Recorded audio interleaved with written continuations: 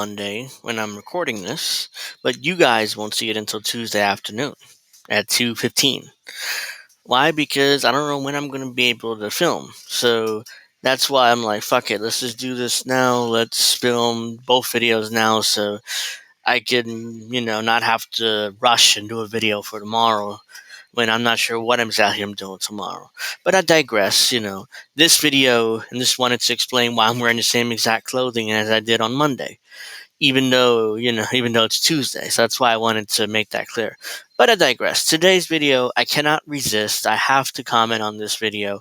It's my favorite YouTuber, my favorite bleach blonde wannabe boy band YouTuber, Kyle Kalinske. Yes, I know people get mad at me when I make videos all the time on him and shit. Like I spent an entire stream on Friday going after that motherfucker.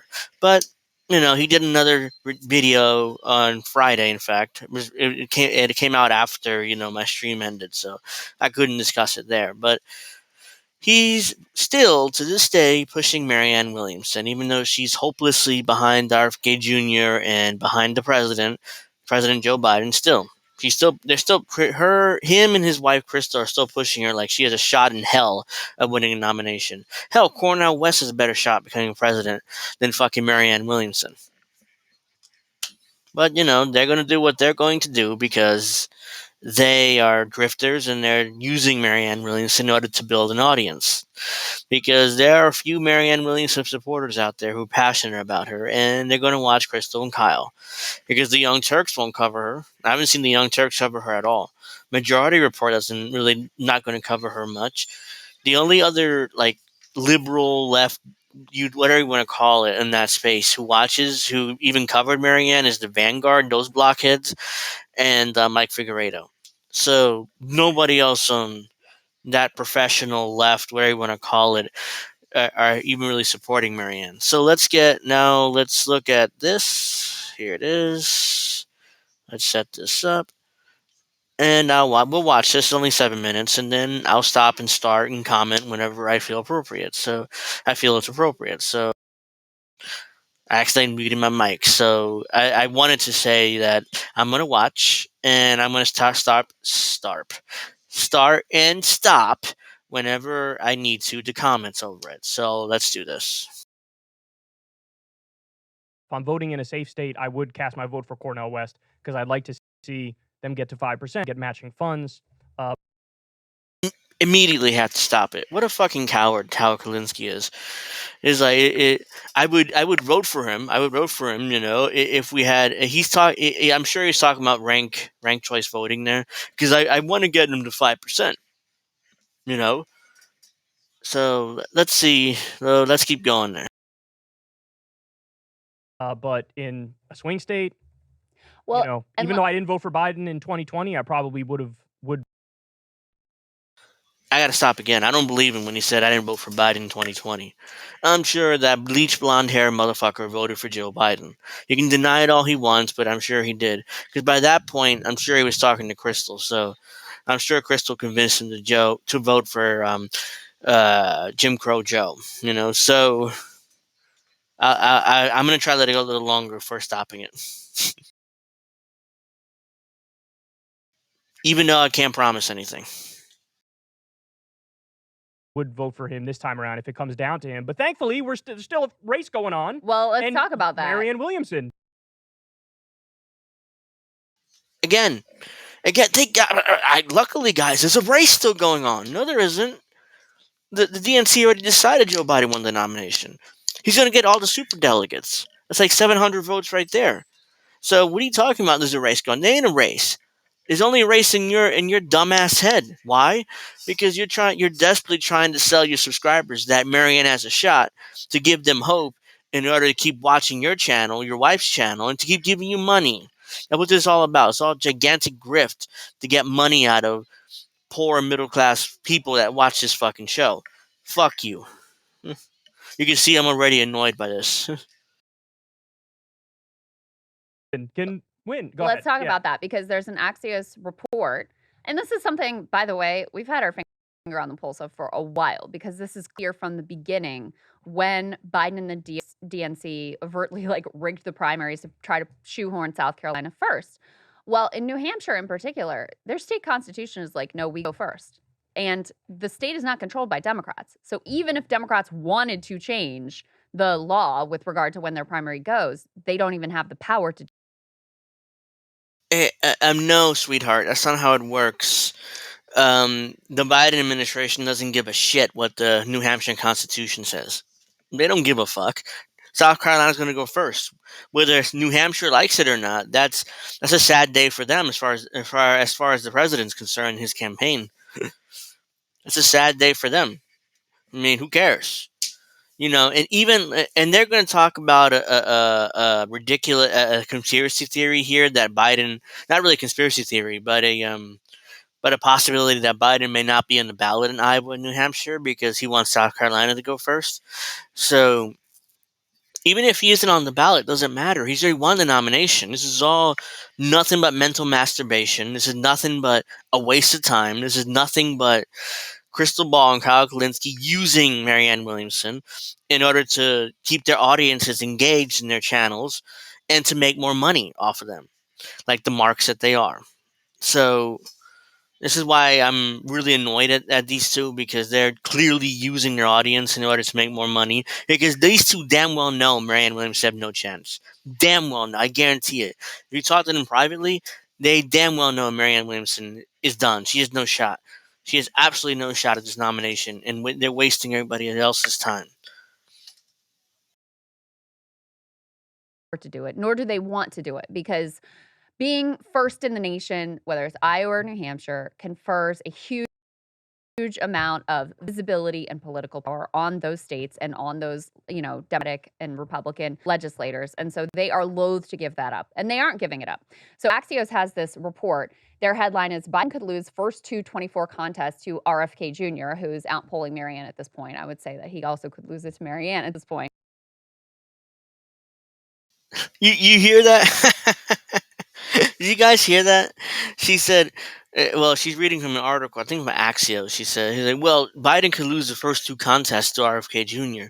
But well, she can lose it, and he can lose it to Marianne, too. I mean, come on. She still has a shot, right, guys? She still obviously has a shot. No, she has no chance. Zero, zip. And even everybody knows it, except these two blockheads. But I'm sure they do know it. That's the thing. They do know it, but they're pretending not to. These two aren't stupid. These aren't like the Vanguard morons. They're stupid. The Young Turks are pretty stupid. These two are not. So they can't get away with that. But it's all because Biden's team is indicating he's not even going to appear on the ballots in those states vote before South Carolina, which is his choice to have the first primary. So he's basically created this mess for himself, all because he performed really poorly in Iowa. He performed even worse in New Hampshire.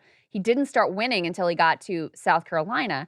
And so they wanted to make it so that he had the easiest coronation to, path to the nomination as possible. So they tried to put South Carolina first.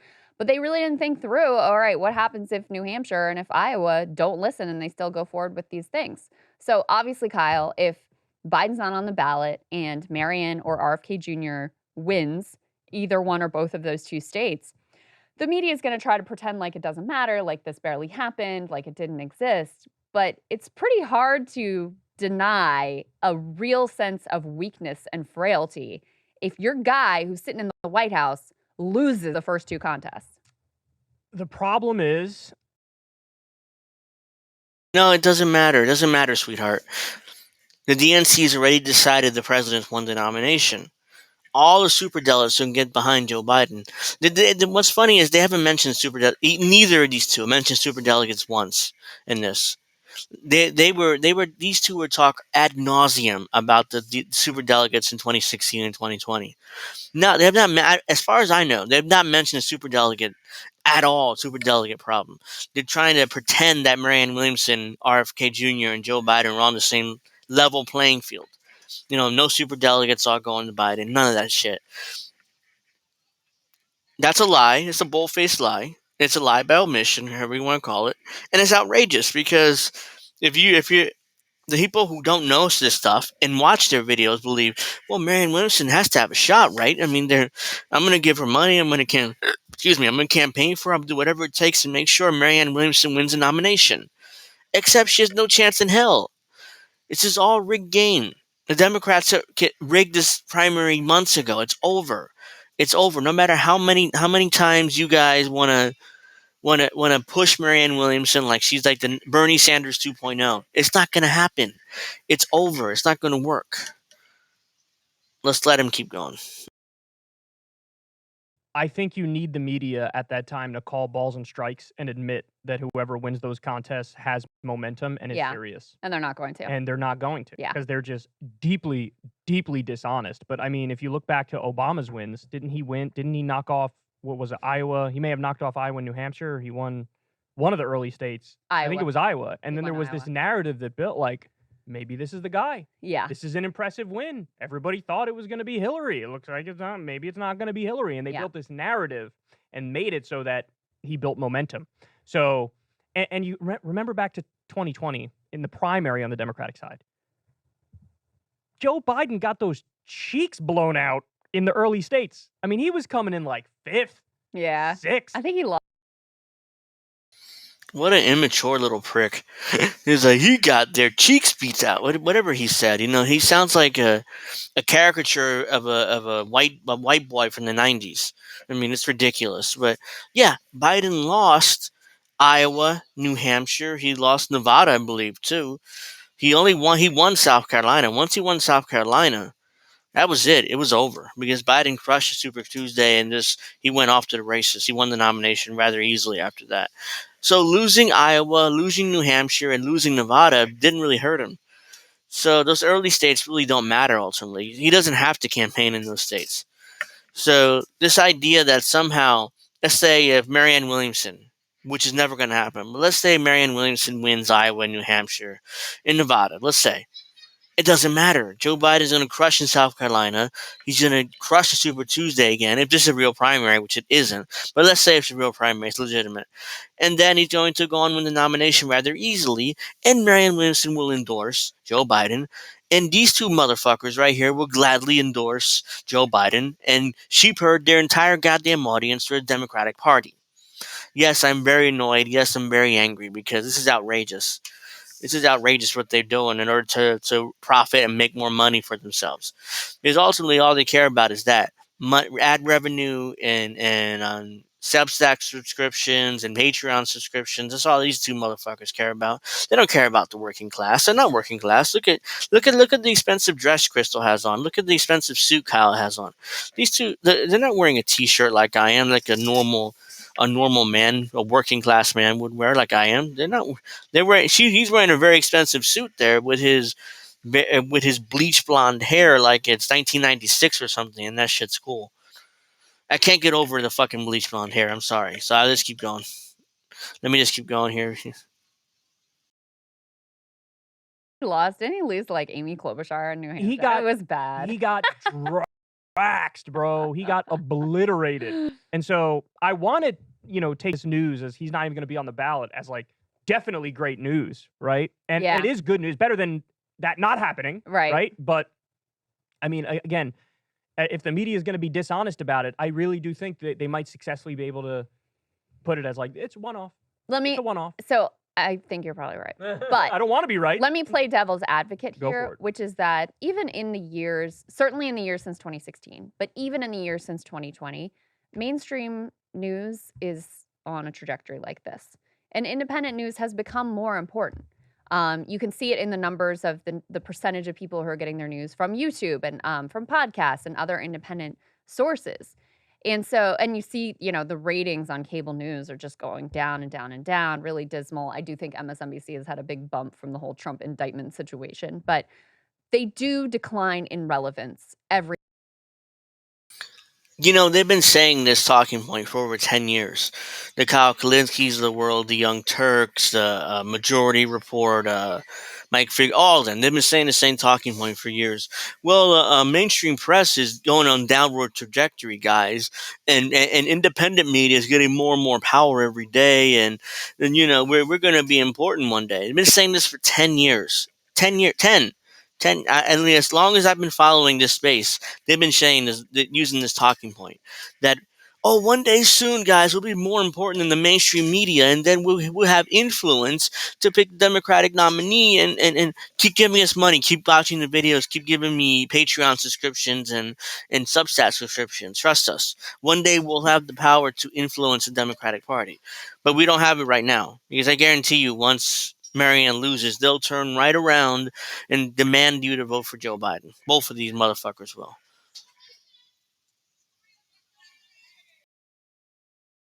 Every year, even among the Democratic base electorate. And so the fact that you have a Democratic base that, number one, doesn't really want Joe Biden to be the next nominee. Number two, really affirmatively wants to have alternatives, wants to have debates. And then you find out, like, oh, this guy's not even winning the first primaries. That may be hard for traditional media to really keep that in the bag, so to speak, and put that toothpaste back in the tube. There's the one I'm looking Yeah, I mean, I guess I just respectfully disagree, because I do feel like mainstream media still has a stranglehold on the narrative. And even though new media is on the rise, Yeah. and old media is stagnating and or declining, they're still a much bigger cultural force than new media is. I mean, I'm looking at the ratings right now. Yeah. You know, you got Fox and Friends in the morning gets 809,000 viewers. Oh, Fox will be covering it, I'm though. sorry, wait a second. That's at the 6 a.m. hour. At the 7 a.m. hour, it shoots up to 1.1 million. Then it shoots up to 1.3 million. But again, Fox will be covering the shit out of this. I know, but it's for divide and conquer purposes. Right, And the other but outlets still. won't be doing it. And Fox is only preaching to the choir with Republicans. Yeah, but I'm just Nobody- saying you're given the Fox numbers, which are the highest of all of them, and Fox will definitely be covering it. Yeah, but I could give you the CNN numbers, which are also, I mean, middle of the day, 714,000. Reflect. I mean, like I said, I sort of agree with you. I'm just playing devil's advocate. I hope you're right. I But- don't want to be the Debbie Downer here. I don't want to piss on everybody's parade. That's not the saying. Piss on everybody's parade is not the saying. It's rain on everybody's parade. I think But people say apparently the I'm other gonna one piss too. on your parade. I don't want to do that, but yeah, I fear that's the case. But look, take a W where you get it, right? Let's say, for argument's sake, Marianne wins the first two, contests. Yeah, there's the Marianne fans are going to start growing. There's going to be more of them, and we're going to be talking People about it. will start going, oh, this could be real. Correct. Because you have had so many. No, no one's going to be saying this is real, because the corporate media will ignore it. This isn't, even if Marianne somehow manages to win Iowa and New Hampshire, which she isn't, but let's say she somehow manages to do it. They'll just say, just media don't even cover it really. It's like, oh yeah, Marianne Williamson won Iowa. Who cares? Biden's nominee anyway, so let Kyle Kalinske and Krystal Ball and the entire online media get all excited about this and jump up and down like they accomplished something when they damn well didn't. So every time I see them, I see these two just push Marianne Williamson. It's just, I had enough of this video. You guys get the gist. But every time I see these two fuckers push Marianne Williamson, it's just infuriating to me, because they're taking advantage of their goddamn audience. For what? For what? For more money for them? That's ultimately what this is about. They get more money, they get more ad revenue, more Substack subscriptions, more Patreon members, more. Marianne Williamson gets to make more money because she's going to probably write a book again about this run and talk about what the party can do next in order to attract younger voters. That's what she's going to do. So she gets her book, she gets to make money. Kyle and Krystal get to make a bunch of money, new subscribers, new Patreon subscriptions, new Substack subscriptions, all that stuff. So, yeah, this is all just a waste of goddamn time to line the pockets of these two rich white motherfuckers. So that'll do it for this video. Please give me a like. Please comment down below, tell me what you think, or in the chat, because this will be a premiere on Tuesday. Tell me as well, share the video out. Please share it. Subscribe to my channel if you haven't already. If you're watching, most of you aren't really subscribed according to my analytics if you're watching, so please subscribe. I'm almost at 200 subscribers. Not a big number, but to me it is. So make sure you subscribe, give me a comment, like, turn on notifications, by the way. So if whenever I upload or go live, you guys will know. You guys get a notification. And one more, we have one more shameless plug real quick. Make sure you follow my ass on Twitter. Those are my handles. My main account is this one, Angel J Rivera 08. Angel J Rivera 08. I gotta say it slow, or else like so it would come out. And my backup is at the bad guy AR. I gotta say that slow, or else like again, because I'm tired. I'm talking and I'm pretty tired. So we're gonna wrap up here.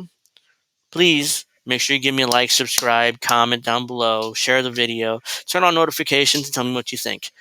Until the next video, I'll see you guys later.